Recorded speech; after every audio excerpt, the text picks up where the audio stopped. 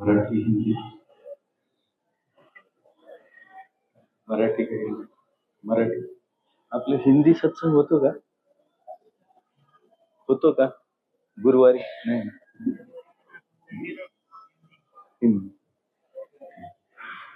हिंदी में मांग आ रही है। ठीक है, हिंदी भगवत गीता है।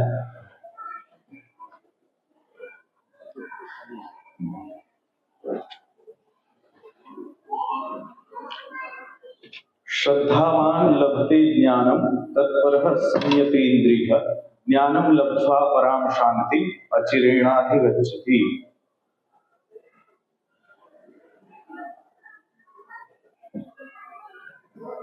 सहज मिळत असेल तर असू द्या, मी ऑन द स्पॉट। जो श्रद्धावान मनुष्य दिव्य ज्ञान की प्राप्ति करने के लिए समर्पित है और जिसने अपनी इंद्रियों को संयमित किया हुआ है, वो ऐसा ज्ञान प्राप्त करने के लिए पात्र है। और ऐसा ज्ञान प्राप्त कर लेने के बाद उसे परम आध्यात्मिक शांति जल्दी ही प्राप्त होती है। तात्पर्य श्रील प्रभुपाद द्वारा। श्रील प्रभुपाद की जय। श्री कृष्ण के ऊपर दृढ़ विश्वास होने वाला श्रद्धावान मनुष्य ऐसा कृष्ण भावना भावित ज्ञान प्राप्त कर सकता है। केवल कृष्ण भावना में कर्म करने से हम सर्वोच्च परिपूर्ण स्तर प्राप्त कर सकते हैं। ये जानने वाले मनुष्य को श्रद्धावान मनुष्य कहते हैं। ऐसी दृढ़ श्रद्धा भक्तिमय सेवा करने से एवं हरे कृष्ण कृष्ण कृष्ण हरे हरे हरे राम राम राम हरे हरे, इस हृदय के भौतिक मल को स्वच्छ करने वाले महामंत्र के कीर्तन से प्राप्त होता है। इसके व्यतिरिक्त मनुष्य ने अपनी इंद्रियों को संयमित करना आवश्यक है। जिस मनुष्य की भगवान श्री कृष्ण के ऊपर दृढ़ श्रद्धा है और जिसने इंद्रिय निग्रह किया है, उसे बिना विलंब कृष्ण भावना के ज्ञान का पूर्णत्व प्राप्त होता है। ओम अज्ञानतिमिरान्धस्य ज्ञानाञ्जनशलाकया चक्षुरुन्मीलितं येन तस्मै श्रीगुरवे नमः। श्रीचैतन्य मनोभीष्टं स्थापितं येन भूतले स्वयं रूपः कदा मह्यं ददाति स्वपदान्तिकम्। वन्देऽहं श्रीगुरोः श्रीयुतापदकमलं श्रीगुरून् वैष्णवांश्च श्रीरूपं साग्रजातं सहगणा रघुनाथान्वितं तं सजीवं साद्वैतं सावधूतं परिजनसहितं कृष्णचैतन्यदेवं श्रीराधा कृष्णपादान् सहगणा ललितां श्रीविशाखान्वितांश्च। नमो विष्णुपादाय कृष्णप्रेष्ठाय भूतले श्रीमते भक्तिवेदांत स्वामी नामिने। नमस्ते सारस्वते देवे गौरवाणी प्रचारिणे निर्विशेष शून्यवादी पाश्चात्य देश तारिणे। वाञ्छाकल्पतरुभ्यश्च कृपा सिन्धुभ्यैव च पतितानां पावनेभ्यो वैष्णवेभ्यो नमो नमः। पंचतत्वात्मकं कृष्णं भक्तरूप स्वरूपकं भक्तावतारं भक्ताख्यं नमामि भक्तशक्तिकं। हे कृष्ण करुणा सिंधु दीनबंधो जगत्पते गोपेश गोपिका कांत राधा कांत नमोस्तुते। तप्त कांचन गौरांगी राधे वृंदावनेश्वरी वृषभानुसुते देवी प्रणमामि हरिप्रिये। जय श्री कृष्ण चैतन्य प्रभु नित्यानंद श्री अद्वैत गदाधर श्रीवासादि गौर भक्त वृंद। हरे कृष्ण कृष्ण कृष्ण हरे हरे हरे राम राम राम हरे हरे।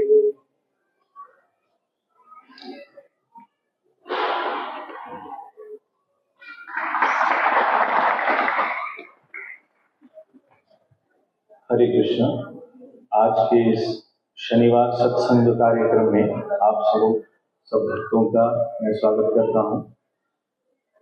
तो अभी बोर्ड नहीं, विश्व हरिनाम सप्ताह चल रहा है। पूरे विश्व में हरिनाम के बारे में जागृति करने के लिए, हरिनाम का युग धर्म के रूप में परिचय हर एक को कराने के लिए ये विश्व हरिनाम सप्ताह मनाया जाता है।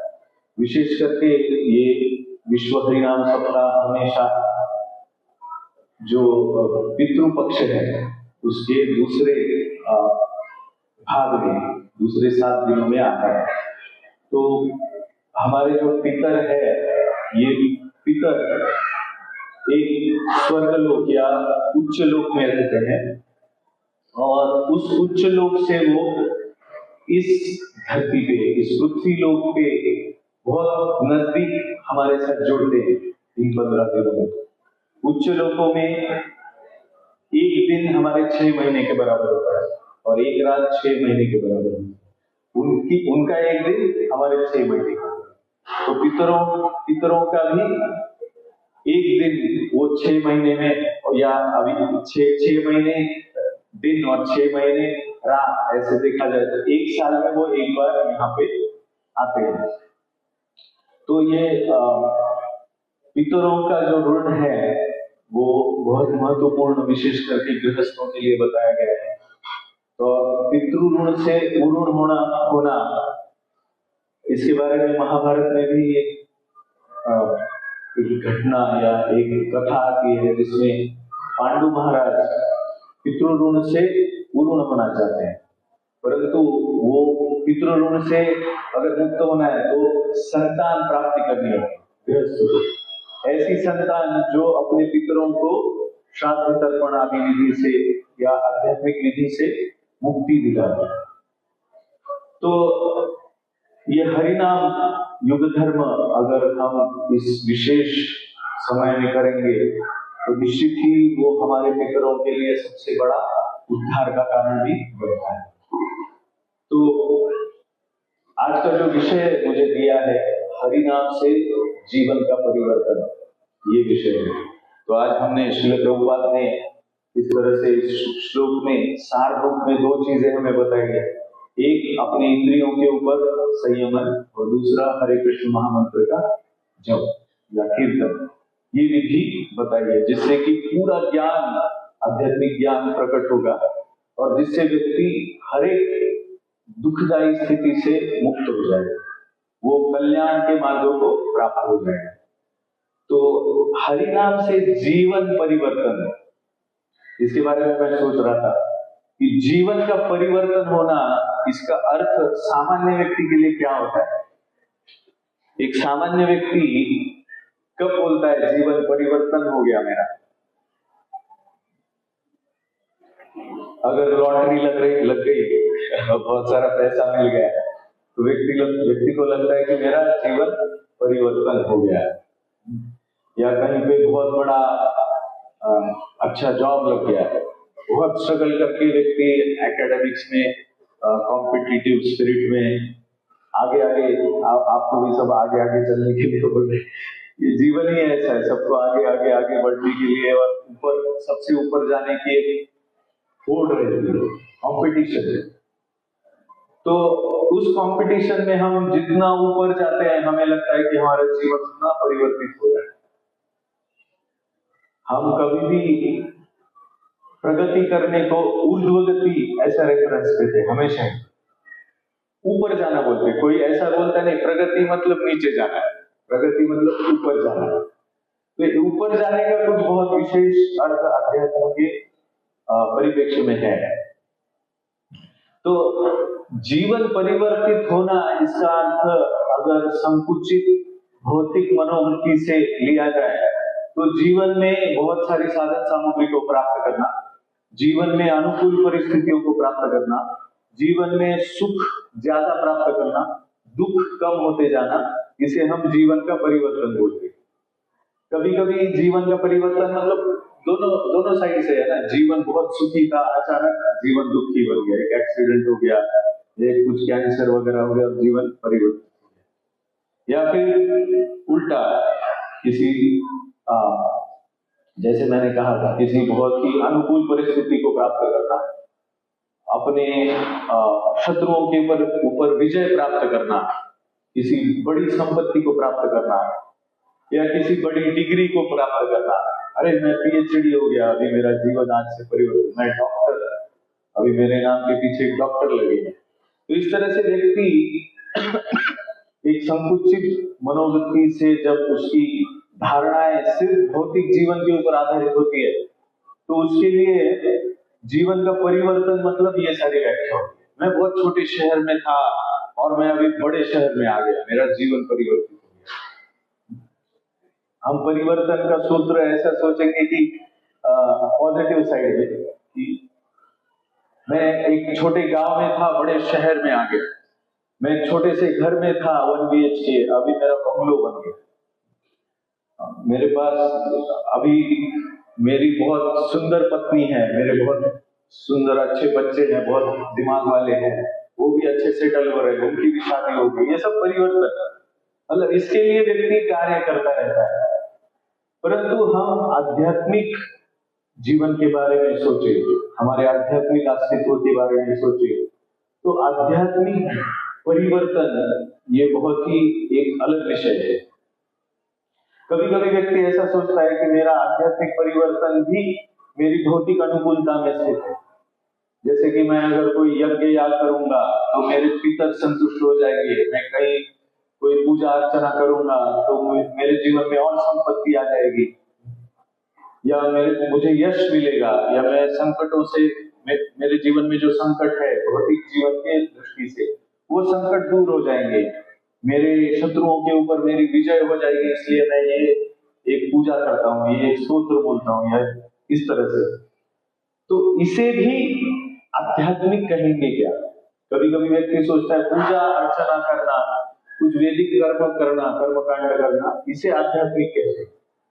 तो हम देखेंगे कि आज आध्यात्म का अर्थ क्या होता है और आध्यात्मिक परिवर्तन का अर्थ क्या होता है। तो भगवान अध्यात्म विद्या विद्या नाम बोलते हैं। सारी विद्याओं में सर्वश्रेष्ठ विद्या जो है अध्यात्म विद्या है। तो ये अध्यात्म विद्या जितनी हमारी भौतिक विद्या है उससे बहुत ही सरल है। अध्यात्म विद्या भले ही सबसे उच्च विद्या है, परंतु देखा जाए तो आध्यात्मिक जीवन या आध्यात्मिक विद्या ये सबसे सरल विद्या है। हम जितने कॉम्प्लिकेटेड हो जाते हैं अपने जीवन में, उतना आध्यात्मिक जीवन के बारे में बहुत ही दुर्लभता का एक अनुभव करते हैं कि ये आध्यात्मिक जीवन मतलब बहुत ही कठिन, ऐसा हमें लगता है। परंतु आध्यात्मिक जीवन सबसे सरल होता है, सबसे सुगम होता है। भगवान बोलते प्रत्यक्ष आवागम। ऐसा भी नहीं है कि आध्यात्मिक जीवन का अनुभव हमारे जीवन में प्रत्यक्ष रूप से कुछ होता नहीं है प्रकट। जैसे कुछ लोग कहेंगे कि अनुकूलता का अर्थ क्या होता है कि मुझे कुछ अनुकूल प्राप्त हुआ, तो मुझे पैसा हाथ में आया तो दिखता है ना, पैसा हाथ में आया। अभी मैं iPhone 17 Pro Max खरीद सकता हूँ। मैंने देखा कुछ लोग बहुत मारामारी करने का कुछ वीडियो आया 17 Pro Max के पीछे, तो वो दिखता है ना मेरे पास अभी एकदम टॉप क्लास फोन है। वैसा अध्यात्म में कुछ दिखता है। परोक्ष विद्या भी बोलते हैं, अभी भगवान को अधोक्षज भी बोलते हैं। अधोक्षज मतलब अपने भौतिक इंद्रियों से परे, परोक्ष मतलब जो हमारे ज्ञान इंद्रिय है उससे परे। तो इसलिए हमें कभी कभी ऐसा लगता है कि आध्यात्मिक जीवन या आध्यात्मिक प्रगति या आध्यात्मिक परिवर्तन व्यक्ति का ये बहुत कठिन है। पर श्रील प्रभुपाद हमेशा बोलते थे कि ये बहुत सरल है, बिल्कुल ही कठिन नहीं है, और ये प्रत्यक्ष रूप से अनुभव में आता है। प्रत्यक्ष व्यक्ति इसका अनुभव कर सकता है, इसमें कोई भी कठिनता नहीं है। संत कहते हैं कि ये एक जीव को अपनी किसी भी चेतना में नित्य प्राप्त है।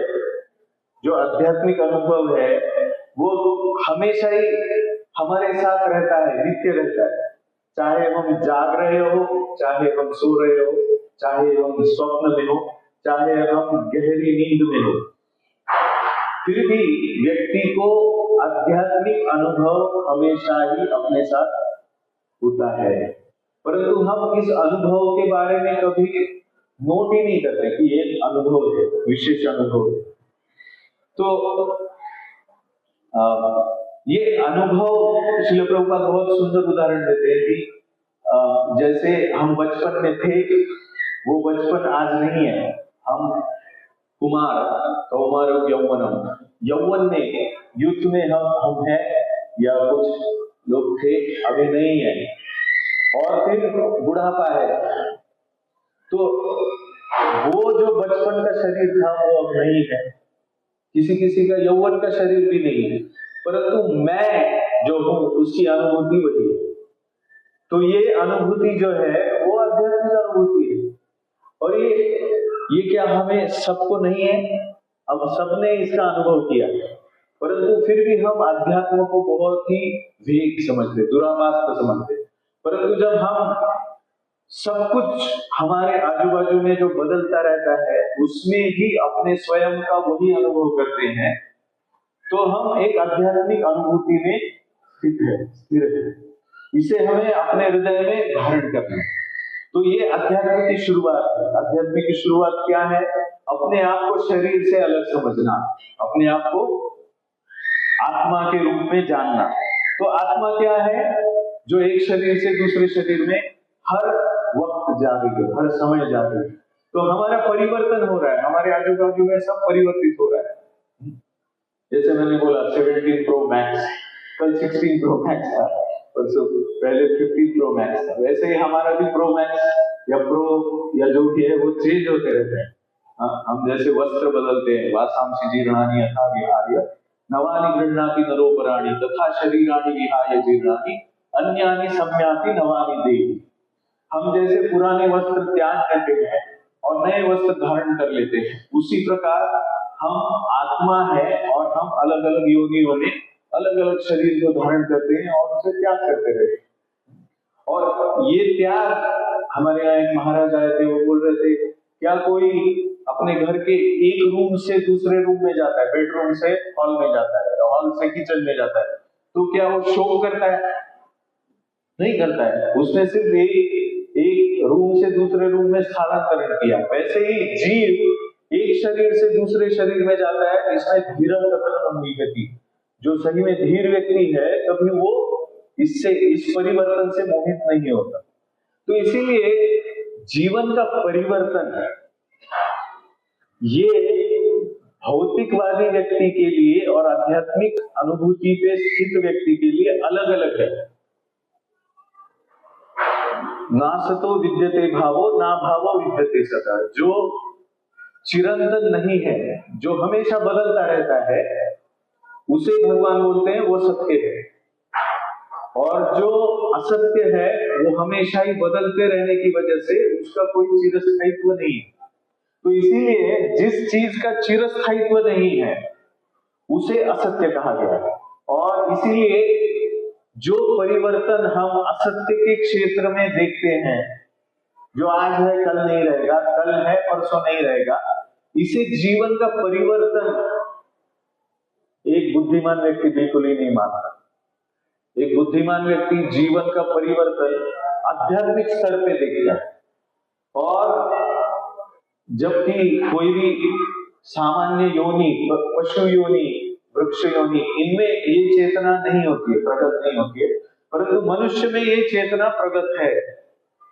इसीलिए वो इस परिवर्तन को देख के अपने स्वयं के अध्यात्म में स्थित हो सकता है और आध्यात्मिक स्तर पे परिवर्तन के लिए अपना जीवन समर्पित कर सकता है। तो इसीलिए जो बुद्धिमान है वो कभी भी परिवर्तनशील जीवन में बहुत ज्यादा रममाण नहीं होता। ये भी भगवत गीता में कहा गया है। तो जो परिवर्तनशील है वो सारी चीजें एक प्रगत बुद्धिमान जीव को, आत्मा को, जो मनुष्य देह में है, उसे पता है कि जो भी वो करेगा जीवन भर, जो भी परिवर्तन उसके आजू बाजू में हो रहे हैं, उन परिवर्तनों को वो यहीं पे छोड़ के चला जाएगा एक दिन। तो ऐसा कोई बैंक अकाउंट है जिसमें आप पैसे इन्वेस्ट करो इन्वेस्ट करो इन्वेस्ट करो, और फिर बाद में आपको कुछ भी नहीं मिलेगा उसमें से, आप कुछ भी लेके नहीं जा सकते। तो क्या ये क्या बुद्धिमत्ता है कि यहाँ से परिवर्तन होके वो बैंक अकाउंट में इतना सारा जमा कर रहे हैं? बैंक अकाउंट बढ़ते जा रहा है, आज मैं लखपति, कल करोड़पति, कल अब्जपति बन जाऊंगा, परंतु वो अब्ज का परिवर्तन मैं यहाँ पे छोड़ के चला जाऊंगा। तो ये कोई बहुत बड़ा बुद्धिमत्ता का कार्य नहीं है। ऐसे परिवर्तनशील जीवन में जो असत्य चीजें हैं, जो जिसका चिरस्थायित्व नहीं है, उसके पीछे भागना। तो इसीलिए व्यक्ति जीवन में परिवर्तन जो चाहता है वो अपना स्वयं का सही स्वार्थ क्या है इसके प्रति सजग होता है। जो हमारा ये भगवद गीता का डिस्कशन यहाँ पे हो रहा है, ये कथा हो रही है, इसका मूल उद्देश्य यही है कि हम जो अपने बाह्य जीवन में इस परिवर्तनशील संसार में असत्य के पीछे दौड़ते रहते हैं, कहीं पे हम यहाँ बैठ के थोड़ा सा चिंतन करके अपने आध्यात्मिक स्वरूप को प्राप्त करें, अपने आध्यात्मिक स्वरूप में स्थित हो। तो ये चेतना का परिवर्तन है। जितना हम इस चेतना के परिवर्तन को अनुभव करेंगे, उतना ही भगवद गीता कहती है कि हम आध्यात्मिक स्तर पे उन्नत होंगे। आध्यात्मिक स्तर पे उन्नत होने के बाद हम सारे दुखों का विनाश कर पाएंगे, अपने जीवन में हम सारे दुखों से मुक्त हो जाएंगे। तो इसीलिए विदुर जो है भागवतम में कहते हैं, न ते विदुर स्वार्थ गति विष्णु दुराशया है वही अर्थमानिनः। जो व्यक्ति भौतिक जीवन का आनंद लेने की चेतना में बुरी तरह फंस गए हैं, वही अर्थमानिनः, मतलब बाह्य जीवन में ही सब कुछ अर्थ है ऐसा सोच रहे, जो कि निरर्थक हो जाता है, मृत्यु के समय निरर्थक हो जाता है। वैसे बहुत गहराई से देखा जाए तो भगवान बोलते आद्यंतवन्तः कौन्तेय न तेषु रमते बुधा, यही संस्पर्शजा भोगाः दुःखयोनयेवते आद्यंतवन्तः कौन्तेय न तेषु रमते बुधा। मतलब बुद्धिमान व्यक्ति जो है वो इंद्रिय विषयों से प्राप्त होने वाले सुखों में रममाण नहीं होता, क्योंकि उनका आदि और अंत होता है। तो उसे आदि और अंत वाला सुख नहीं चाहिए। वो किस जगह पे स्वार्थी है? चॉकलेट बिस्किट खाने के लिए स्वार्थी नहीं है। जैसे हम देखते हैं ना, बच्चे चॉकलेट के पीछे रोते हैं, वैसे बुद्धिमान व्यक्ति चॉकलेट के पीछे रोएगा नहीं। उसी प्रकार भगवान बोल रहे हैं, जो सही मायने में बुद्धिमान है, न तेषु रमते बुधाः, बुधा मतलब बुद्धिमान व्यक्ति। वो बुद्धिमान व्यक्ति कभी भी चिरंतन सुख के लिए स्वार्थी होता है। विदुर महाराज कह रहे हैं, चिरंतन सुख के लिए स्वार्थी होना, भौतिक सुख के लिए स्वार्थी होना, ये बहुत ही मूर्खता का है। यहाँ पे पूरी तरह फंस गए ऐसा लिखा है। इसलिए उन्होंने बाहरी इंद्रिय विषयों से जुड़े एक अंधे व्यक्ति को अपने नेता या गुरु के रूप में स्वीकार कर लिया है। वे यह नहीं समझ सकते कि जीवन का लक्ष्य घर लौटना है, भगवान के पास वापस जाना है और भगवान विष्णु की भक्तिमय सेवा में स्वयं की सर्वस्वी कल्याणकारी स्वार्थ की सिद्धता करनी है। तो इसीलिए जीवन का परिवर्तन का अर्थ क्या है? स्वार्थी होना।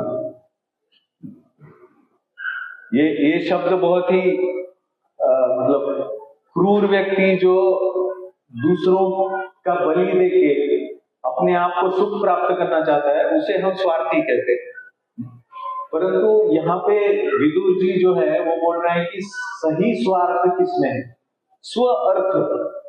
अगर ये आध्यात्मिक स्तर पे हो जाए, स्व अर्थ मतलब मेरे आत्मा का कल्याण किसमें है, उस अर्थपूर्ण जीवन को मैं जीऊंगा, इसे कहा है आध्यात्मिक स्तर का स्वार्थ। तो व्यक्ति को आध्यात्मिक स्तर पे स्वार्थी होने का चेक बॉक्स चेक है, मतलब वो कर सकता है। और अगर वो आध्यात्मिक स्तर पे स्वार्थी नहीं है तो मूलतः भौतिक रूप से स्वार्थी बन ही जाएगा। तो ये जो स्वार्थ है, जब हमारा इस भौतिक शरीर के प्रति होता है, ये भौतिक शरीर के इंद्रियों के लिए मैं अर्थ प्राप्त करना चाहता हूं, तो मैं धर्म का सहारा लूंगा और वो अर्थ प्राप्त करूंगा। मैं एजुकेशन लूंगा या जो भी है भौतिक या किसी भी वैदिक ज्ञान का भी मैं सहारा लूंगा और मेरे भौतिक इंद्रियों की संतुष्टि के लिए, तृप्ति के लिए मैं कार्य करूंगा। तो ऐसा स्वार्थ जो है वो बहुत बड़ा जीव का एक अधःपतन है। अगर हम देखें तो जीव जो है आध्यात्मिक और भौतिक ऐसी दो चेतना में रह सकता है।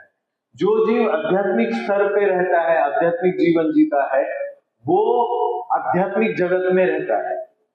आध्यात्मिक जगत में क्या है?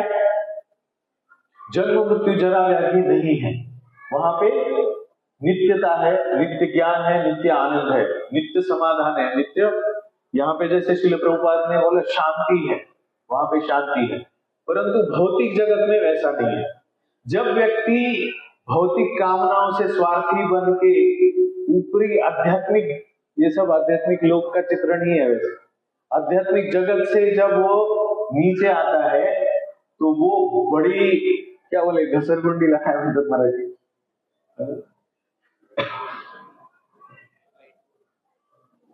स्लाइड इंग्लिश में, फिसलता हुआ वो बहुत जोर से फिसलन से नीचे गिरता गिरता जाता है और इतना जोर से नीचे आते आते रहता है एक जीव जो आध्यात्मिक जीवन, आध्यात्मिक जगत में है। हम सब, मतलब हम सब बहुत जोर से नीचे जा रहे हैं और हम भौतिक स्तर में इतने उलझ जाते हैं, हम अपने आप को इस तरह से एक अपना चेतना अपनी इतनी बद्ध करके रखते हैं कि मैं ये शरीर हूं। इसी को मोह या माया कहा गया। तो जब हम अपने आप को शरीर समझते हैं तो बहुत बड़े ऊंचे स्तर से बहुत जोर से नीचे आने लगते हैं। और ऐसा ही कुछ हमारा मनुष्य जीवन में बाय डिफॉल्ट होता है। बाय डिफॉल्ट मतलब हम कुछ उसमें प्रयत्न नहीं करेंगे ना, तो हम बहुत बड़ी वैसी वो इसमें से जा रहे हैं, फिसलन में से जा रहे हैं। हम ये कदाचित हम इसको महसूस नहीं कर रहे हैं। तो परिवर्तन का अर्थ उस परिप्रेक्ष्य में क्या होगा कि पहले तो उस फिसलन को रोकना, कि मैं गड्ढे में जा रहा हूं, मैं गिर रहा हूं, मैं दिन ब दिन एक बहुत बड़े मायापाश में बद्ध हो रहा हूं। भगवान बोलते हैं जो हम कर्म करते हैं काया वाचा मन से, विशेष मनुष्य जीवन में कर्म योनि है, उसका फल हमें भुगतना ही पड़ता है। अवश्यमेव भोक्तव्यम कृतम कर्म शुभाशुभ, मतलब शुभ हो या अशुभ हो, उन कर्मों का परिणाम हमें भोगना ही पड़ता है। तो अगर हम भगवद गीता का तत्व ज्ञान समझे, अपने शास्त्रों का तत्व ज्ञान समझे, तो हम मनुष्य जीवन में इतने कर्म करते हैं शुभ या अशुभ कि उसके लिए हमें बहुत चिरंतन काल के लिए इसी भौतिक सृष्टि में घूमते रहना पड़ता है। तो परिवर्तन का अर्थ है इस घूमते रहने के चक्र में, इस फिसलन से हम ऊपर ऊपर उठे, उस फिसलन को रोके। तो ये फिसलन होने के लिए ना कितना बड़ा वो क्या हिंदी में क्या बोलते हैं इसको, पता नहीं, स्लाइड को क्या बोलते हैं, घसरगुंडी को क्या बोलते हैं पता नहीं। ये घसरगुंडी का वर्णन शास्त्र में आता है कि कितनी लंबी है वो, कहां से शुरू होती है और कहां पे खत्म होती है। ढलान, ढलान बोलिए, हाँ, पहाड़ से ऐसे नीचे ढलान जैसा। तो हम अगर हमारे शास्त्र देखें तो शास्त्र हमें वो दिखाते हैं जो हम अपने ज्ञानेंद्रिय से देख नहीं पाते। तो इसलिए हमारी स्थिति को हमें सही मायने में जानना है तो हमें शास्त्र से जानना पड़ेगा। शास्त्र चक्षु भगवान बोलते, शास्त्र के दृष्टि से देखना पड़ेगा। तो ये जो ढलान है वो ढलान कैसी है? वो शुरुआत होती है ब्रह्मलोक या सत्यलोक से। ब्रह्म या सत्यलोक, तपोलोक, जनलोक, महरलोक, स्वर्गलोक, भुवरलोक, भूलोक मतलब पृथ्वी, फिर अतल, वितल, सुतल, तलातल, महातल, रसातल, पाताल। इतनी बड़ी स्लाइड है। और व्यक्ति को स्लाइड करने में, मतलब नीचे जाने में क्या होता है? आनंद आता है। तो जो भौतिक जीवन में आनंद ले रहा है वो सबसे खतरनाक सिचुएशन में, क्योंकि वो इतना जोर से नीचे जा रहा है और उसको पता भी नहीं, वो आराम से ऐसा लग रहा है मेरा जीवन बहुत अच्छा चल रहा है। परंतु अगर हम भौतिक जीवन को त्याग के हमारे फिसलन, हमारा अधःपतन रोकने की कोशिश करते हैं, तो आप सोचिए जितने ऊपर से, जितने जोर से, स्पीड से व्यक्ति आता है, उतना उसको रोकना कितना मुश्किल होता है। जब स्वर्गलोक से यहाँ पे गंगा का अवतरण हुआ, गंगा माता का, तो गंगा माता का फोर्स इतना शक्तिशाली था कि उसको धारण किसने किया? भगवान शिव ने किया। तो ऐसे अधःपतन को रोकने के लिए भगवान की शक्ति के बिना वो अशक्य है, वो रुक नहीं सकता, इतना जोर का है। आप देखो, अगर माउंट एवरेस्ट से भी कोई फिसल जाए तो क्या वो खुद को रोक सकता है? नहीं रोक सकता। वैसे ही इस अधःपतन को अगर रोकना है इतने लंबे, तो बहुत मुश्किल है।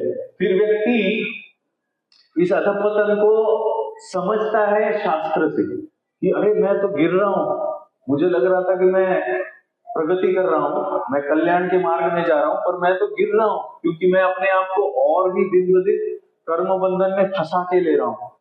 अयुक्तः कामकारेण फले सक्तो निबध्यते। भगवान सक्तो मतलब बहुत शक्ति से बद्ध हो जाना। अयुक्तः, अगर मैं भगवत भक्ति में किसी भी योग में युक्त नहीं हूं भगवान से, तो अयुक्तः कामकारेण मतलब मेरी इच्छा से मैं अगर कार्य करते जा रहा हूं, फले सक्तो निबध्यते, तो मैं बहुत टाइट बंधन में बंध जाता हूं। युक्तः कर्म फलम त्यक्त्वा शांति आपनोति नैष्ठिकीम्। हमें लगता है कि हम भौतिक इंद्रियों के पीछे भागते रहेंगे तो हमें शांति प्राप्त होगी, सुख प्राप्त होगा, परंतु ये बहुत ही अधःपतित विचार है भगवत गीता के प्रमाण से। इस फिसलन को रोकना और फिर ऊपर जाना, ऊपर चढ़ना, ये आध्यात्मिक जीवन है। तो ये इसीलिए आध्यात्मिक जीवन बहुत ही कठिन है। इस आध्यात्मिक जीवन को प्राप्त करना बहुत ही मुश्किल है। एक हमारे संत है, हमारे साधु, हमारे मंदिर के, तो उन्होंने एक बार कहा था कि जो फिसलन है ना वो और एक स्तर पे होती है, वो होता है सत्ययुग, द्वापर, त्रेता और कलयुग। तो जो जीव रद्दी माल है सबसे, मतलब जो रिजेक्टेड है, जो सत्ययुग गया, द्वापर, त्रेता गया, फिर भी अपना उद्धार नहीं कर पाए, वो कलयुग में फिसल के अभी डस्टबिन में गिरे। तो कलयुग में आने वाला जीव, वो बोलते थे प्रभु जी कि वो सबसे रिजेक्टेड माल है, उसका कुछ हो नहीं सकता। तो ऐसा रिजेक्टेड माल हम है, अगर हम इसको समझे तो फिर हम गंभीर हो जाएंगे, आध्यात्मिकता के बारे में गंभीर हो जाएंगे। तो जितना शक्तिशाली अधःपतन व्यक्ति का होता है, जितना जोर की ढलान से वो फिसल के नीचे गिरता है, उतना ही उसे उत्थान करने के लिए बड़ी शक्ति लगती है। तो ऐसी बड़ी शक्ति युग धर्म के अनुसार हमारे जीवन में कौन है, आपको पता है? ऐसी शक्ति जो बहुत ही, मतलब अगर कलयुग में हमारा उद्धार नहीं हो पाया ना, तो हम कहाँ जाएंगे फिर? क्योंकि ये सब जगह पे फेल हुए व्यक्ति का स्थान है। आध्यात्मिक दृष्टि से सब जगह पे फेलियर होते होते होते अभी उसका कोई सहारा नहीं, उसका कोई कुछ कर नहीं सकते। ये कितना भी इसको मतलब एटीकेटी हम लोग बोलते थे, हम इंजीनियरिंग में थे, allowed to keep term. Allowed to keep term मतलब हम फेल भी हो जाए 2-4 सब्जेक्ट में तो हम अगले वाले साल में प्रवेश ले सकते हैं, परंतु पिछले वाले सब्जेक्ट हमें क्लियर करने पड़ेंगे। तो कलयुग में ये अलाउड टू कीप टर्म जैसा ही है, मतलब मनुष्य जीवन हमें दिया है भाई, फाइनल चलो अभी कुछ विशेष कृपा आने वाली है कलयुग में, उस विशेष कृपा के लिए चलो तुम्हें चांस दे दो, ऐसा भगवान का वर्डिक्ट होता है। ऐसा पुराणों में लिखा गया है कि जो पुराने युगों में असुर थे और भगवान के हाथ से जिनका उद्धार नहीं हो पाया, ऐसे असुर कलयुग में ब्राह्मण के कुलों में जन्म लेते हैं। मतलब क्या, भगवान उन्हें चांस दे रहे हैं क्योंकि ब्राह्मण के कुल में कम से कम कुछ आध्यात्मिक कुछ जीवन प्राप्त करने के लिए उसे कुछ ये एक अपॉर्चुनिटी मिलेगा, सुवर्ण संधि जिसको बोलते। वैसे ही कलियुग जितना रिजेक्टेड माल के लिए है, उतना ही उसमें डिस्काउंट भी बहुत बड़ा डिस्काउंट लेके युग धर्म की स्थापना यहाँ पे चैतन्य महाप्रभु ने की है। चैतन्य महाप्रभु हरिनाम संकीर्तन का डिस्काउंट लेके आए। तो ये हरिनाम जो है वो क्या है पता है क्या? ये इतने जोर से नीचे आने वाले व्यक्ति के लिए एक बहुत ही सॉफ्ट ऐसी रस्सी है। अगर हम बहुत जोर से गिरते हैं और गिरते गिरते किसी रस्सी को पकड़ लेते हैं तो हमारे हाथ फट जाएंगे, कट जाएंगे, क्योंकि इतना फोर्स से हम नीचे आ रहे हैं। पर ये ऐसी रस्सी है जो पकड़ते ही क्लेशाग्नि शुभदा, हमारे आचार्य बोलते क्लेशाग्नि, घ्न मतलब नाश करना, सारे क्लेशों को तुरंत नाश करता है। जैसे ही आप उसको पकड़ लो सारे क्लेश नाश होने लगते।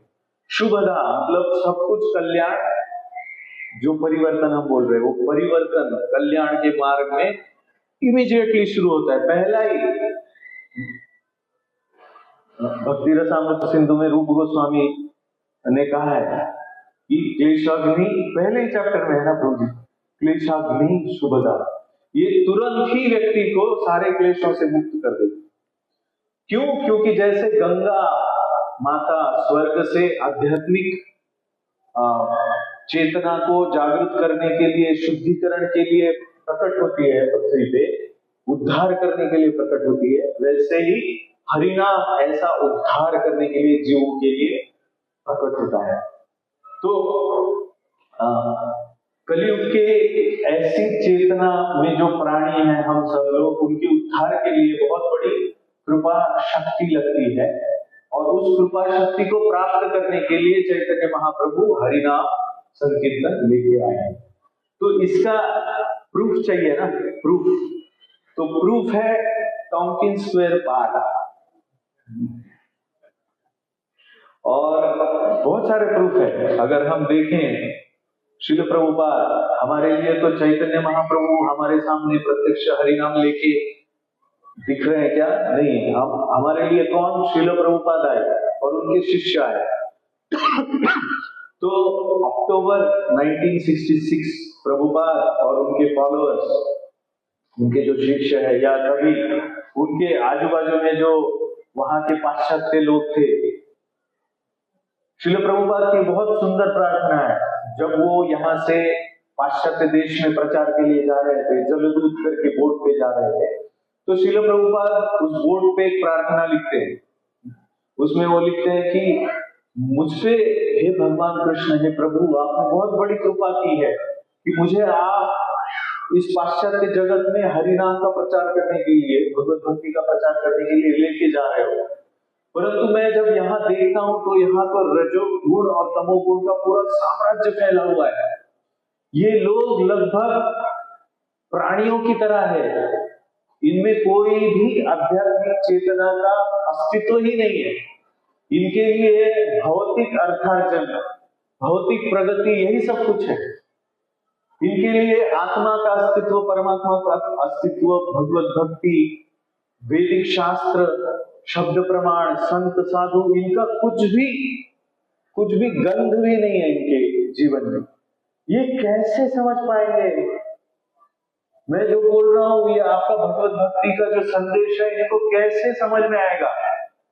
तो ये प्रभुपाद क्या बोल रहे हैं कि इतने नीचे गिर चुके हैं, इतने एनिमल प्लेटफॉर्म जिसको बोलते हैं प्रभुपाद की, एनिमल विपाद पशु, विपाद पशु मतलब उसे कोई भी आध्यात्मिक रुचि नहीं है, कोई भी आध्यात्मिक ज्ञान नहीं है, उसे अपना शरीर मतलब सर्वस्व लगता है। उसे ऐसा लगता है कि शरीर के संबंध में जो भी है वो मेरा है, और शरीर के संबंध में ही सब कुछ प्राप्त करना है। तो ऐसी स्थिति में जो लोग हैं उसके बारे में श्रील प्रभुपाद बोल रहे हैं कि आप हे भगवान, हे प्रभु, हे करुणा सिंधु, आप मुझे यहाँ पे क्यों लेके आए? अभी आप लेके ही आए हो तो कुछ ना कुछ आपका प्रयोजन होगा। तो श्रील प्रभुपाद इस प्रयोजन को लेके जब गए तो उन्होंने श्रीमद् भागवत के श्लोकों का स्मरण किया। उस प्रार्थना में, उस कविता या उस गाने में श्रील प्रभुपाद लिखते बहुत सुंदर है, वो गीत बहुत सुंदर है। श्रील प्रभुपाद बोलते हैं कि नष्ट प्रायेषु अपद्रेषु नित्यम भागवत सेवया भगवती उत्तम श्लोके भक्ति भगवती नैष्ठिकी। भगवान को प्राप्त करने का जो मार्ग है वो अपने मन हृदय में जो कलमश है, काम क्रोध लोभ मोह मद मत्सर, ये सारा जो जाल है माया का, उसके परे जो जीवन, सही जीवन है, नित्य जीवन है, ज्ञान और आनंद का जीवन है, उसकी अनुभूति करने के लिए मैं भागवत ग्रंथ का, भागवत की कथा का, भागवत के उपदेश का उनको स्मरण कराऊंगा, जिससे कि उनके जीवन में जो भी अभद्र है, अकल्याणकारी है, वो सब नष्ट हो जाएगा। नष्ट प्रायेषु अभद्रेषु एवं प्रसन्न मनसो, मतलब धीरे धीरे वो इतने प्रसन्न हो जाएंगे कि वो भगवत भक्ति को प्राप्त करेंगे। तो ये मिरेकल है। हम देखते हैं, हम अगर किसी को प्रचारी, मेरा एक इंटरव्यू हुआ था कुछ दिनों पहले, उसमें एक व्यक्ति ने मुझे, लेडी ने मुझे पूछा था प्रश्न कि मेरे जो ग्रैंडफादर ग्रैंडमदर है ना, वो इतने भौतिकता में व्यग्र हो चुके हैं कि मुझे उनकी चिंता लगी है कि इतने एडवांस एज में है फिर भी इनको आध्यात्मिकता के बारे में कोई रुचि नहीं। तो अगर भारतीयों में जिनकी संतानें भी भगवत भक्ति के प्रति आकृष्ट है, वो भी अपने वृद्धापकाल में, वृद्ध जीवन में आध्यात्मिकता के प्रति आकर्षित नहीं हो रहे, तो जो पाश्चात्य लोग हैं उनको कौन राम और कौन कृष्ण क्या समझेगा? उनको क्या अध्यात्म है, क्या भगवत गीता है, क्या आत्मा है, परमात्मा है, कुछ नहीं समझने वाला है, और उनको इंटरेस्ट भी नहीं है समझने में। तो ये मिरेकल कैसे हुआ? इतने अधोपतित जीवन को जीने वाले वहां पे जो लोग थे, वो नशे में धुत, पूरी तरह से चरस, गांजा, क्या है, LSD नाम LSD और मैरिजुआना कुछ तो ऐसा कुछ ड्रग्स, और फिर अवैध स्त्री संग, प्रोस्टिट्यूशन, मतलब वेश्याओं के साथ संपर्क, मांसाहार, इन सब पापों में लिप्त, पूरे नशे में धुंध ऐसे व्यक्तियों को श्रील प्रभुपाद ने सिर्फ हरे कृष्ण महामंत्र का कीर्तन करके बदल दिया। श्रील प्रभुपाद बोलते थे, आई टर्न हिप्पीज इनटू हैप्पीज। एवं प्रसन्न मनसो भगवत भक्ति योग भगवत तत्व विज्ञानम मुक्त संग से जाए, मतलब मुक्त कर दिया भगवत तत्व विज्ञान को दे के। पर वो भगवत तत्व विज्ञान किस तरह से प्राप्त हुआ उनको? हरिनाम। तो हरिनाम जो है वो ऐसा मिरेकल करता है। तो इसलिए हमारे शास्त्रों में भी ये बताया गया है कि गरुड़ पुराण में बताया, भगवान विष्णु बताते हैं कि आध्यात्मिक जीवन को प्राप्त करना कितना मुश्किल है। अलग अलग मेथड से, अगर मैं कुछ इसमें से श्लोक बोलूं, स्व स्व स्व वर्णाश्रमचारि निरता सर्व मानवः न जानन्ति परम धर्म वृथा नश्यन्ति दाम्भिकाः। भगवान विष्णु कह रहे हैं कि अपने अपने वर्ण और आश्रम के लिए शास्त्र बोधित आचारों का पालन करने में संलग्न रहने वाले सभी मनुष्य यदि परम धर्म, इसका अर्थ परम भगवान के चरणों में प्रीति संपादन, भगवत भक्ति को नहीं जानते, तो वे दंभाचारी व्यर्थ में नष्ट हो जाते हैं। मतलब भगवान बोल रहे हैं, वो छोड़ो जिनको कुछ धर्म का ज्ञान नहीं है, वो व्यक्ति जिनको अपने वर्ण और आश्रम के अनुसार अपना धर्म ज्ञात है और वर्ण आश्रम के धर्म में वो स्थित है, उसका पालन कर रहे हैं, परंतु वो पालन भगवत भक्ति भी रहित है, तो ऐसे व्यक्ति वृथा नश्यन्ति दाम्भिकाः। भगवान बोल रहे ऐसे व्यक्ति दाम्भिक है और वो वृथा नष्ट हो जाएंगे। तो इसलिए भगवान विष्णु ये कह रहे हैं कि जो अपने ब्राह्मण धर्म का, क्षत्रिय धर्म का, वैश्य धर्म का, शूद्र धर्म का, ब्रह्मचारी और गृहस्थ, वानप्रस्थ, सन्यासी, ऐसे धर्मों का, एक सन्यासी के बारे में भगवान बोल रहे हैं सन्यासी अगर अपने वर्णाश्रम धर्म में स्थित है परंतु भगवत भक्ति विहीन है तो वो वृथा नश्यंती, वो हाल ही में नष्ट हो रहा है, दाम्भिक भगवान बोल रहे। तो भगवत भक्ति नहीं है तो हम कितने बड़े बड़े बड़े आश्रम की स्थिति को भी प्राप्त कर ले तो भी हम नष्ट हो जाएंगे। तो आप सोच सकते हैं कितना बड़ा क्राइटेरिया है पास होने का भगवान विष्णु के सामने। फिर भगवान बोलते हैं कुछ लोग अनेक प्रकार की क्रियाओं को करने का प्रयत्न करते हैं और कुछ अन्य व्रत उपवास आदि में संलग्न रहते हैं। अज्ञान से आवृत आत्मा वाले कुछ लोग ढोंगी बनकर विचरण करते हैं। नाम मात्रेण संतुष्टाः कर्म कांड रता नराः मंत्रोच्चारण होम आद्य भ्रामितः क्रतु विस्वरैः। कर्म कांड में आस्था रखने वाले मनुष्य शास्त्र बोधित नाम मात्र की फलश्रुतियों से संतुष्ट होकर के मंत्रोच्चारण और होम आदि कृत्यों से तथा यज्ञ के विस्तृत विधानों से भ्रांत रहते हैं, भगवान को भ्रमित रहते हैं। तो आप सोचिए जो परिवर्तन हम बोल रहे हैं वो परिवर्तन किस स्तर का है। यहाँ पे भगवान बोल रहे हैं जो यज्ञ याग आदि विधि भी कर रहे हैं वो भी भ्रमित हो सकते हैं अगर वो भगवत भक्ति को अपने जीवन में अपने कर्मों में नहीं लाते हैं। तो मेरी माया से विमोहित होकर शरीर को सुखाने वाले मूर्ख लोग एक भुक्त का अर्थ क्या होता है, एक बार ही खाएंगे। उपवास आदि व्रतों को आचरण करके परम गति को प्राप्त करना चाहते हैं। वेद आगम पुराण परमार्थम न वेत्ति विडंबकस्य तस्यैव तत्सर्व काक भाषितम्।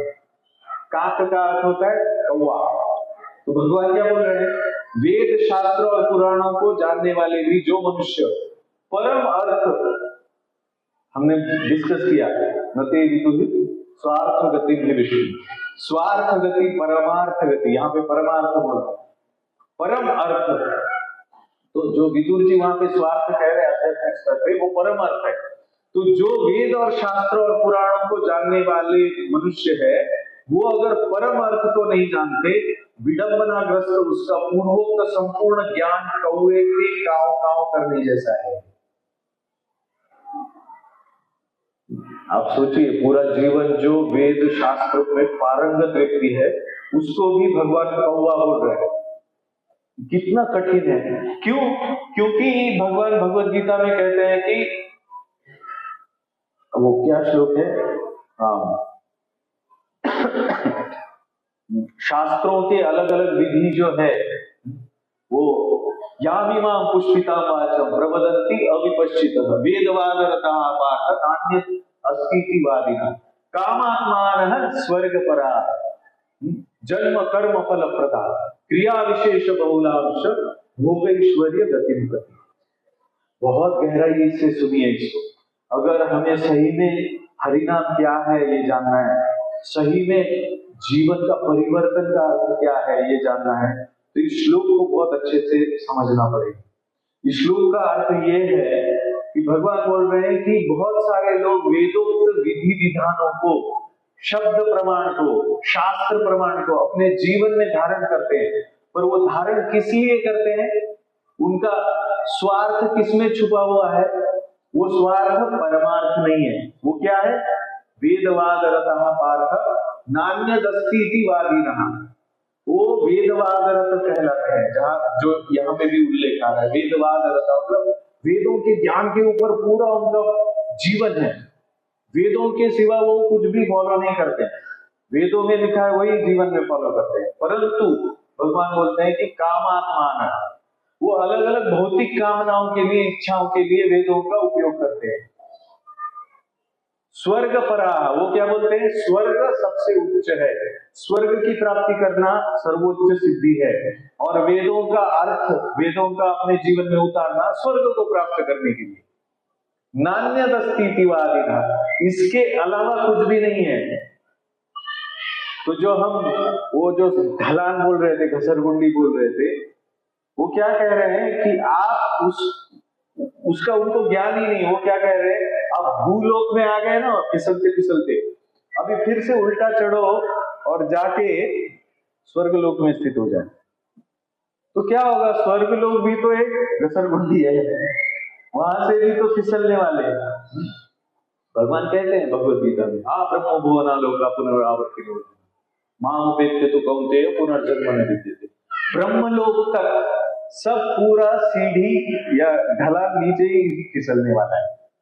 पुनरावर्तिनो, फिर से नीचे फिसल के आओगे, फिर से चढ़ोगे, फिर से फिसलोगे, फिर से चढ़ोगे, फिर से फिसलोगे। तो क्या अर्थ है इसमें? नते विदुः स्वार्थ गति ही विष्णु। अर्थ किसमें है? विष्णु, भगवान कृष्ण को, विष्णु को प्राप्त करने में। इसीलिए भगवान इतनी बड़ी बात कर रहे हैं। वेदैश्च सर्वैर्हम वेद वेदांत कृत वेद विदेवचा। भगवान बोल रहे हैं कि मैं वेद का संकलन करता हूं, और वही भगवान बोल रहे हैं कि वेदों को धारण करने वाले सारे कौवे की तरह काव काव करते रहेंगे अगर उनको परमार्थ ही नहीं पता है क्या है। तो इसीलिए भगवान ने इसको रिजेक्ट किया है। तो परम अर्थ जो है वो हमें जान के परमार्थ को प्राप्त करने की जो चेष्टा है वो हमें करनी है। परम तत्व की प्राप्ति तो अन्य प्रकार से होती है। अन्यथा परमम तत्व जनाः क्लिश्यन्ति चान्यथा। मतलब क्लिश्यन्ति मतलब खाली में क्लेश ले रहे हैं लोग अन्य जीवन के मार्गों में, परंतु परम तत्व की प्राप्ति इस तरह से नहीं होती। अन्यथा शास्त्र सद्भावो व्याख्यान कुर्वन्ति चान्यथा। वो अपने अपने मन से शास्त्रों की व्याख्या करते हैं। तो शास्त्रों की सही व्याख्या हमें भगवत गीता जैसी है तैसी, जैसी है वैसी, यथारूप, एज इट इज, ये हमें अधिकृत गुरु शिष्य परंपरा से जान के ही, कौवे की काव काव से जान के नहीं होगा। अधिकृत गुरु शिष्य परंपरा से जान के ही हम परमात्मा को प्राप्त कर सकते हैं। कुछ अहंकारी व्यक्ति गुरु उपदेश आदि को प्राप्त न करके भी उन्मनी भाव के विषय में कहते हैं, पर वे स्वयं उसका अनुभव नहीं करते। पठन्ति वेद शास्त्राणि बोधयन्ति परस्परम न जानन्ति परम तत्वम गर्वी पाक रसम यथा। बहुत फेमस श्लोक है शास्त्रों का। क्या बोल रहे हैं कि पठन्ति वेद शास्त्राणि, बहुत सारे लोग वेद शास्त्रों को पढ़ते हैं।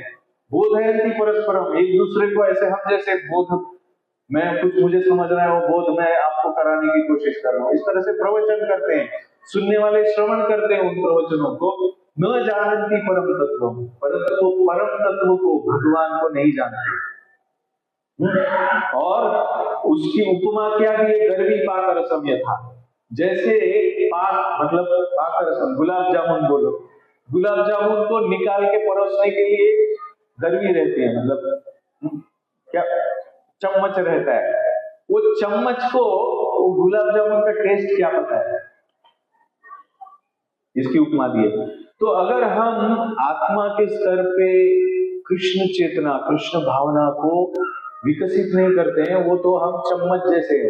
भगवान बोल रहे बाह्य रूप से कथन कर रहे हैं, हाँ, भगवत गीता भी पढ़ रहे हैं, पढ़ा रहे हैं, भागवत भी पढ़ा रहे हैं, ऐसे सारी कथाएं चैतन्य भागवत में आप अगर देखोगे, देवानंद पंडित करके भागवत के प्रवचनकार थे। देवानंद पंडित के यहाँ बहुत सारे लोग भागवत श्रवण करने के लिए आते और वेद शास्त्रों में वो पारंगत थे, परंतु भगवत भक्ति विहीन उनकी चर्चा होती। भगवत तत्व को, भक्ति को वो महत्व नहीं देते थे। वहां पे एक बार श्रीवास ठाकुर आके बैठे, तो श्रीवास ठाकुर उनका भागवत के ऊपर प्रवचन सुन के भगवत तत्व का रस अनुभव कर रहे थे।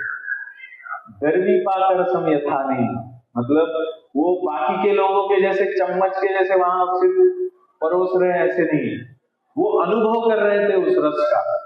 उस रस का अनुभव करने के बाद उनकी आंखों से अश्रुपात होने लगा, अष्ट सात्विक विकार प्रकट होने लगे। तो वहां के बैठे लोगों को लगा ये पागल है, और उसको उठा के देवानंद पंडित के शिष्यों ने बाहर निकाल दिया। भगवान इसके बारे में बोल रहे का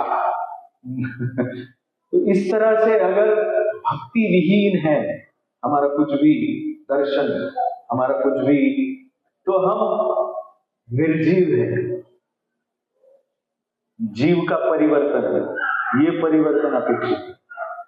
हम जो निर्जीव निश्चेष्ट हो चुके हैं, अपनी आत्मा को खो चुके हैं, हम इतने भौतिक जीवन में इतने अपने आप को, हमने शरीर के साथ हमारा नाता जोड़ लिया है कि हम अपने आप को शरीर ही मान बैठे हैं।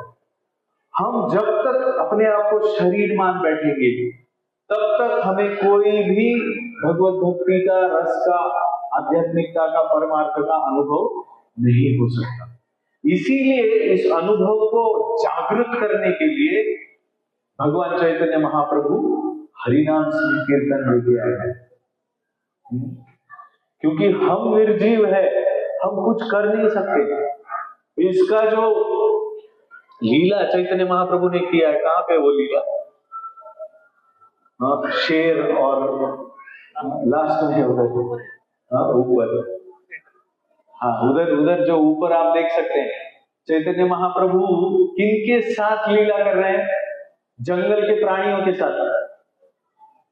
ये सारे प्राणी वैसे देखा जाए तो आध्यात्मिक स्तर पे निर्जीव, निश्चिष्ट है। पद्म पुराण में कथा आती है गधे की। गधा हर रोज इतना मजदूरी करता था, इतना जीवन भर वो उसका, गधे का जो मालिक था वो उसको इतना पीटता था, उतना क्रूरता से उसको उपयोग में लाता था, परंतु वो गधा थक गया और आते जाते उसके मार्ग में एक मंदिर था जहां पे हरिनाम संकीर्तन होता था। तो गधा हरिनाम संकीर्तन सुनते सुनते उसने एक दिन देह त्याग कर दिया। तो वो उसके कान में अंत समय में हरिनाम का कीर्तन चल रहा था, इसलिए उसका उद्धार हो गया और उसे लेके जाने के लिए भगवत धाम से विमान आया। पद्म पुराण में कथा है। तो श्रील प्रभुपाद ने भी देखा हम गधों से कम नहीं है, इसीलिए हरिनाम संकीर्तन का ऐसा अद्भुत आशीर्वाद लेके श्रील प्रभुपाद ने टॉमकिंस स्क्वायर पार्क में पहला कीर्तन किया। उसके बाद भी श्रील प्रभुपाद ने क्या बोलते उसको,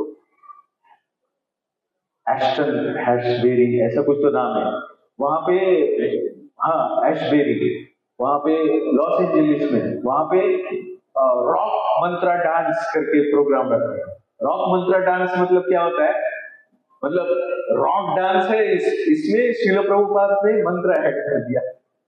तो वो रात को होता है और सारे वहां पे धुआं पूरा चरस गांजा फूकने वाले सब है, LSD और क्या क्या, और वहां पे सारे नशे में धुत है और वहां पे सारी स्त्रियां अर्धनग्न है, पुरुष अपने होश खो बैठे हैं, उनको कुछ भी पता नहीं है। वो मनुष्य के स्तर पे है ही नहीं, प्राणियों के भी स्तर पे नहीं है। इतना नीचे अधपतन हुआ है क्योंकि प्राणी जो है वो निसर्ग के विपरीत कुछ नहीं करते। ये सारे इतने अधपतित थे कि निसर्ग के विपरीत जा चुके। वहां पे श्रील प्रभुपाद ने संकीर्तन किया और वहां से ISKCON की शुरुआत हुई। तो ये अपने आप में एक कितनी बड़ी शक्ति का, आध्यात्मिक शक्ति का चमत्कृति युक्त एक एग्जीबिशन, एक प्रमाण है कि ऐसे लोग भी पूरी तरह से संन्यास आश्रम में स्थित होने के ऊपर पहुंच सकते हैं। तो इसीलिए ऐसे हरिनाम संकीर्तन का गौरव मनाने के लिए हम ये हरिनाम, विश्व हरिनाम सप्ताह मनाते हैं, जिसमें कि हम हरिनाम के प्रति और कटिबद्ध होते हैं और समर्पित होते हैं और भी ज्यादा हरिनाम लेने के लिए उत्सुक होते हैं। तो मैं आप सबसे प्रार्थना करूंगा कि इस विश्व हरिनाम सप्ताह में अगर आप हरिनाम से अब तक जुड़े नहीं हैं, कौन कौन जुड़े नहीं है हरिनाम से अब तक? दरवी पाकर समयता, इसको ध्यान में रखना है। वो जो चम्मच है वो गुलाब जामुन से जुड़ा है कि नहीं है? जुड़ा है कि नहीं है? जुड़ा है, ऊपर से जुड़ा है। वैसे ही हरिनाम से जुड़ना, मैं बोल रहा हूं, ये एक बहुत बड़ा साइंस है। सुबह भागवतम में इसके ऊपर कथा होती है। हरिनाम के अलग अलग स्तर है, बहुत बड़ी साधना है हरिनाम। तो हम साधक के रूप में हरिनाम शुरू करते हैं तो हम हरिनाम, हरि के नाम के प्रति अपराधयुक्त हरिनाम लेते हैं। फिर अपराधयुक्त हरिनाम, अलग अलग अपराधों का क्षालन होने के बाद हरिनाम का आभास होना, मतलब पता है ना आपको, आभास होना। कभी कभी ऐसा देखा गया है कि किसी व्यक्ति को अपने प्रेम जिसके साथ है उसका अचानक आभास होता है, याद आती है, अरे वो इधर था, ऐसे लगता है। कभी कभी कोई व्यक्ति मृत हो जाता है और उस मृत व्यक्ति का आभास उसके सबसे प्रिय व्यक्ति को हजारों किलोमीटर दूर पे भी हो जाता है। वैसे ही हरि का आभास अपने जीवन में जब होता है, अरे हरि, कुछ सुगंध आना, कुछ अद्भुत आनंद का प्रकटीकरण होना जिसका कभी पहले अनुभव नहीं हुआ, ये सब हरि नाम, ये स्तर है अलग अलग। तो हरि नाम की साधना में हमें बहुत बहुत दूर तक जाना है। इसलिए हरि नाम को जितना जल्दी पकड़ ले उतना जल्दी हमारा जीवन परिवर्तित हो। तो इसलिए इस जीवन परिवर्तन के लिए हम हरि नाम प्रभु के चरणों में हृदय पूर्वक प्रार्थना करते हैं कि हे हरि नाम प्रभु, हम उस गधे की जैसे, ये जो आपने पद्म पुराण में बताया, इस गधे को, जिसको कोई भी आध्यात्मिक चेतना नहीं है, जो अपने भौतिक शरीर के चेतना में पूरी तरह से अपने जीवन को व्यग्र करके नष्ट कर रहा है, कभी कभी सत्संग में आ रहा है परंतु फिर भी जुड़ नहीं रहा है, कभी कभी हरिनाम भी ले रहा है ऊपर ऊपर से पर जुड़ नहीं रहा है। हे प्रभु, आप करुणा के सागर हो, हमारे ऊपर कृपा करो और हमारे हृदय में प्रवेश करो, हमें ऐसा सत्संग दो, हमें ऐसी सुबुद्धि दो कि हम अपने कल्याण को जान पाए, हमारे हृदय के सारे अनर्थों को नष्ट करो। और हे हरिनाम प्रभु, हमें आपके चरणों का आश्रय दो, आपके चरण के रजत बिंदु जो है, एक छोटा सा बिंदु करके हमें अपने चरण में रखो। चाहे हमारे साथ कुछ भी हो जाए, हम ऊपर के लोकों में जाए, हम नीचे के नरक लोकों में जाए, सुतल अतल रसातल तक भी पहुंच जाए, फिर भी हे हरिनाम प्रभु आप मुझे सहारा देते रहे। ऐसी प्रार्थना हम करेंगे और अपने आज के सत्संग को यहाँ पे विश्राम दें। हरे कृष्ण। श्रील प्रभुपाद की जय। एक बार हरे कृष्ण महामंत्र जोर से बोलेंगे हृदय से। हरे कृष्ण कृष्ण कृष्ण हरे हरे, हरे राम राम राम हरे हरे।